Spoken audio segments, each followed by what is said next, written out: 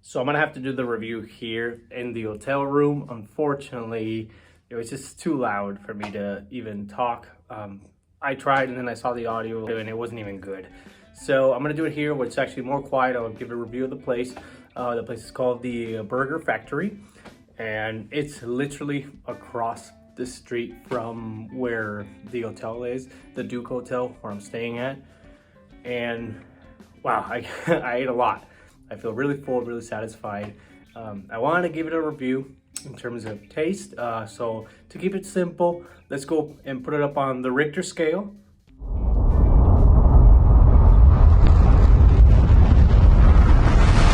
A 5 out of 5. That is correct. It's a 5 out of 5 place. There's nothing more to say about it except it was delicious. It was great. It had a lot of flavor, a lot of taste. It was big. It gets you full, and I recommend anybody that comes here to go to that place, the Burgr Factory. So go ahead, check it out. I filmed a little bit of the inside. I filmed the burger and me eating it. They have a really big menu, so I totally highly recommend it.